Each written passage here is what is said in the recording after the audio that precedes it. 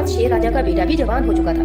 बाघ ने शेर राजा के बेटे को अपने जैसा जालिम बना दिया था, जो किसी पर भी रहम नहीं करता था और हर रोज ताज़ा शिकार बाघ के लिए लाता था। बाघ बहुत खुश था, अब वो बाघ को ही अपना बाप मानता था। एक दिन बाघ ने उसे कहा, मैंने तुम्हें पाल पोस कर बड़ा किया और सबसे ताकतवर बनाया। अब वक्त आ गया है कि तुम मेरा एक सपना पूरा करो। मैं एक जंगल का राजा बनना चाहता हूँ। बस इतनी सी बात पापा जान, आप हुक्म करें। तो फिर सुनो, यहाँ से बहुत दूर एक खूबसूरत जंगल है। वहाँ का राजा एक बूढ़ा शेर है। तुम्हें उस बूढ़े शेर को मारकर मुझे उस जंगल का राजा बनाना होगा। फिर हम दोनों बाप बेटा उस पूरे जंगल पर राज करेंगे। वैसे भी तो हम इस जंगल के सारे जानवर खा चुके हैं। अब तो यहाँ दो दिन के बाद ही कोई शिकार नजर आता है। उस जंगल में तो बहुत से जानवर हैं, हर रोज नया शिकार खाएंगे। दोनों उस जंगल की तरफ चल पड़ते हैं। वहाँ जाकर देखते हैं कि उस जंगल का राजा अकेला एक जगह खड़ा कुछ सोच रहा था। शेर और बाघ ने मौका अच्छा देकर उस पर हमला कर दिया और उसको मार डाला। बाघ ये देखकर बहुत खुश होता है कि मैंने बेटे से ही बाघ को मरवा दिया। अब उस जंगल पर राज करने का मेरा बरसों पुराना सपना पूरा होगा। फिर बाघ पूरे जंगल में ऐलान करता है, अब मैं इस जंगल का राजा हूँ। मैंने तुम्हारे शेर राजा को मार दिया। जो मुझे राजा नहीं मानेगा उसका भी यही इंजाम होगा। मैं तुम्हें इस जंगल का राजा नहीं मानती। तुमने एक नेक और रहमदिल राजा को मारा है। बगीरा तुम यहाँ क्या कर रहे हो? देखा शेरनी, आज मैंने बेटे के हाथों ही बाप को मरवा डाला। क्या मतलब?